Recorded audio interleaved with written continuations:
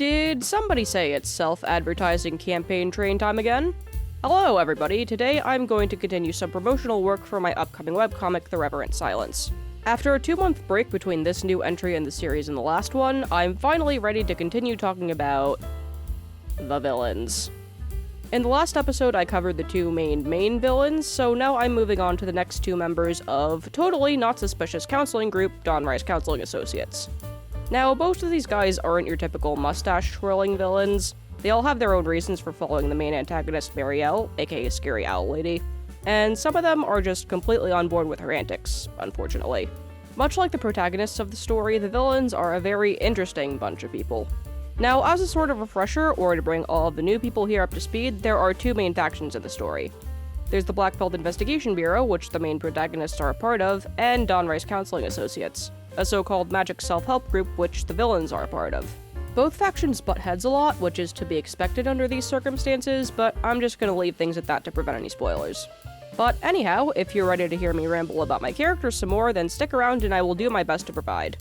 And if you're new here, and you want to see more art-related videos and shenanigans from me, make sure to like and subscribe. Hey, that rhymes sort of. Now, with all that out of the way, here we go! Oh, wait, one more thing. A little disclaimer, if I happen to sound like the dying engine of a beaten-up 45-year-old truck, it's because I've been somewhat under the weather all week, so I apologize in advance. But anyway, enough rambling, let's get to it. Okay, so let's start the video off with this little menace. Aspen Rose is the publicist of Dawnrise Counseling Associates, meaning he handles marketing, public affairs, and all that other fun stuff for the group. He's the one who puts together all of the promotional documents, with input from the rest of the committee, of course. And if you ever get a brochure advertising Dawnrise's services, chances are much of the stuff written on those brochures was written by Aspen. You can usually find him out and about promoting Dawnrise's services on the streets or putting flyers and posters up on the walls where people can see them, wherever business might end up taking him. Aspen, much like the main character Nadia, is an automaton. He's the 6th of 14 quote-unquote siblings created by a master artificer to help her with a number of things, whether that was making her morning cup of tea or just helping her with her next big project. Unfortunately, even though they all led pretty comfortable lives, they didn't have much in the way of personal freedom.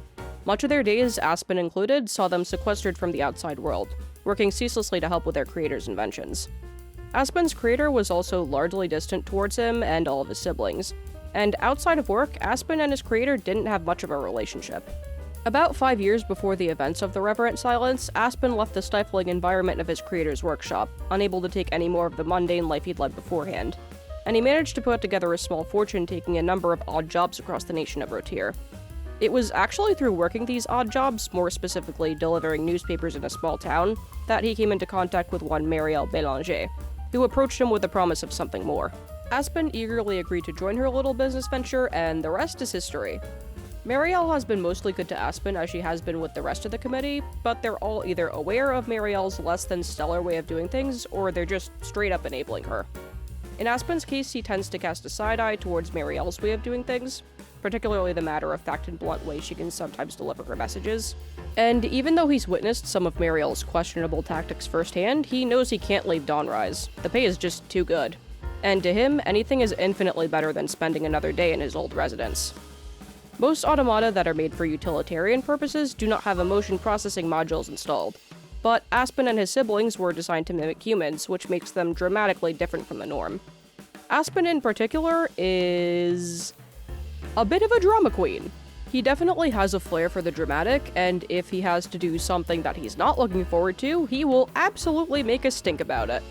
He's also quite energetic and tends to be loud and pretty in your face, especially when he's out in the streets advertising for Dawnrise. Basically, if he has a chance to be the center of attention, then he'll take that opportunity without question. And also, whatever you do, don't make him go outside by himself when it's dark out. He's very much a morning person. Now, Aspen is a bit of an oddball among the main cast because he is the only one in the main cast who does not have reverence, which for anyone new here, or for anyone who needs a refresher, is the type of magic system in the story. Automata don't have reverent capabilities by default, and there's only a handful of ways that an automaton like Aspen can come anywhere close to having them. However, there are some notable exceptions. Despite his inability to use magic, Aspen still has some talents outside of being Dawnrise's publicist that he puts to good use. He has pretty decent knowledge of potions, and can craft anything from medicinal concoctions to highly poisonous brews. Aspen is one of the characters that was created for the Reverent Silence, so he's one of the newer characters that I have. For a few brief weeks early on in his existence, his name was actually Aspen Rose, but I ultimately went with Aspen instead. When I was designing Aspen, I had a very floral pink and red theme in mind. His first design from 2021 was very different from his final one. He had blonde hair at first, but that was very short-lived and swapped out in favor of a light pinkish color. I redesigned Aspen again in 2023, and I actually featured the creation of his official character sheet in an earlier video of mine. And for his final design, I wanted to play up the floral aesthetic a bit more, since I felt like it wasn't coming through enough. I changed up the shape of his hair and made it emulate flower petals, more specifically those of the peony. As a result, there aren't really any pointy edges in his hair. I also gave him several plant-themed accessories, like the pendant, and also the little flower clip thingy in his hair where the wing pendant, the one that all of the Dawnrise members wear somewhere on their outfits, is. And you might have also noticed the flower-shaped pupils that he has. Everyone in Dawnrise gets fairly tangled up in the mess that is the main story, and Aspen, much like the rest of the committee, has to navigate his way through increasingly crazy circumstances, for lack of a better term. He is more on the fence about being in Dawnrise than the rest of the committee is, but the things he learns about his boss and also the potential world-ending stuff going on around him put him in an even trickier situation than before. He does have mixed opinions about the rest of the committee, but at the end of the day, these are his colleagues, and he's found a lot more freedom with them than in his old environment. And as I said, he does not want to go back there. Of course, no spoilers, but the way things progress in the story will definitely force his hand. Does he stay, or does he go? Who knows? But even though the Dawnrise committee is pretty morally gray, Aspen is the one that can be swayed more than anyone else. But that's everything I have to say about Aspen. Let's move on to the other menace I'll be talking about in this video. So, moving on from Aspen, we now have Dawnrise's designated Grumpy Deer Man. Emrik Vollan is the archivist of Dawnrise Counseling Associates, meaning he handles all of the group's personal records and tracks their business expenses and any legal documents that need processing. And he also handles any documents that have to do with Dawnrise's business transactions and the like. Emrik is from Rjaston, the Land of Abundance, which, fun fact, is also named after a lake in Norway, and comes from a family of clerks and administrators who also happen to be lesser nobility. Being the youngest of 3 siblings, Emrik was more or less free to do what he wished, though he proved himself to be quite intelligent and more than proficient in carrying on the family trade. And his expertise was in keeping records and business accounts. As a result, he constantly followed his parents around, and sometimes his older siblings as well, learning everything he needed to from them when he wasn't keeping up with his schoolwork, which he was also very good at, or spending all of his free time reading. Emrik graduated from a prestigious university with honors and was expected to follow the rest of his family in taking on a governmental position, but he didn't have much interest in doing so, even though he was perfectly content with taking up a job in a similar vein. On an otherwise normal day, word began spreading around that a magic self-help group was in town looking for investors along with new employees.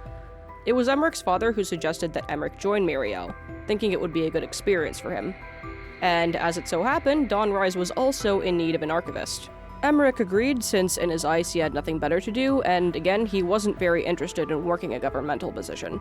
He's actually the 3rd member of the committee to join Dawnrise after Talia, the group's counselor, and Aspen. And Rjaston is one of the first countries abroad that Dawnrise visited. Emrik has been with Dawnrise for several years now, and because of this, he is rather high up on the list of committee members that Muriel trusts the most. Emrik is, true to form, a grumpy deer man. You could actually argue that he's the Squidward of the group, but I digress. Most of the things that come out of his mouth are filled to the brim with either sarcasm or just general dismissiveness. He's also pretty aloof, constantly disgruntled, and just has a general disdain for most of the things around him. In fact, if it were his choice, he'd probably just lock himself in his room and either get some work done or read all day. He primarily reads nonfiction, but sometimes reads the weekly serials when he has nothing else to do, and will also read the occasional mystery novel. But when he's not doing any of that, he also has a few plants that he takes very good care of. Almost religiously, actually. Emrik's reverence can be kinda scary, and also a little deceptive in appearance depending on how it's used. He can create circular barriers that can nullify anybody's reverence, preventing them from using their magic within the barrier's radius, with the one exception to the rule being Emrik himself. The barriers can also deflect any reverent energy and prevent most of that energy from penetrating the barrier itself. But of course, the barriers don't last forever, and if there is too much strain put on them, or if Emrik ever expends too much of his energy into keeping the wards up, they will break. The barriers also can't be too big, because the larger they get, the more energy Emrik has to invest in keeping them up. So if Emrik were to keep any barriers up for an extended period of time, then he can't make them larger than 2 or 3 people put together side by side. Similar to Aspen, Emrik is one of the characters that was created for the Reverent Silence. I have actually shown him several times on the channel already. The first time was back in 2022 when I released a video talking about how I almost destroyed my love of reading and got myself in a reading slump that lasted more than a year. I'm sure my fellow readers will know the struggle. If you've been following me since that point, you probably saw that he had a different color scheme than the one he has now. Emrik's original color scheme was more dark purple, dark gray, but I realized that I just backed myself into a wall. Everyone in the Reverent Silence has a different signature color, and no 2 colors are exactly the same. For characters in the same group, I also try not to give 2 characters similar color schemes. Since Talia, one of Emrik's coworkers, has a predominantly purple color scheme, that meant that I'd be breaking the aforementioned rule of not giving 2 characters in the same group similar color schemes.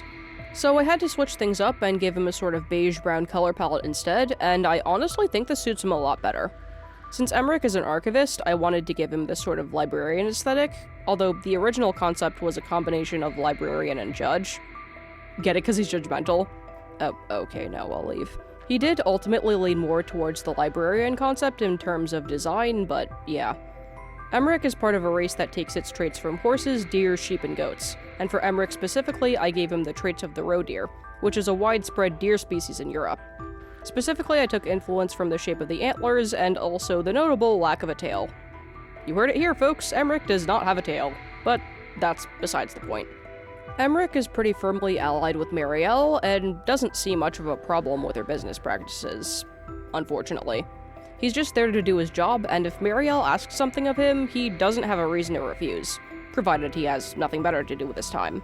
He does tolerate the rest of the committee, but often judges the antics they get up to in their free time in a way similar to Talia, who just barely tolerates her coworkers' shenanigans. Much like the rest of the committee, his loyalty to Marielle gets called into question several times throughout the first season, and just pretty much the entire main story in general. Even though the committee doesn't get along all the time, they're definitely gonna have to put their brain cells together to resolve a certain situation that I once again can't spoil. And Emrik will probably have to reconsider his life choices. But all of that aside, that is going to do it for this video. If you like this video, and again, you want to see more art-related videos and shenanigans from me, make sure to like, share, and subscribe. I post new videos every other Monday, usually about drawing or whatnot, but sometimes I dabble in other art-related things as well. If you want to support me further, please check out my other social media accounts, as well as my Ko-fi and my Etsy shop, which are all in the description. And lastly, if you made it this far, leave a deer emoji in the comment section below. And yeah, that's about everything. Thanks for watching.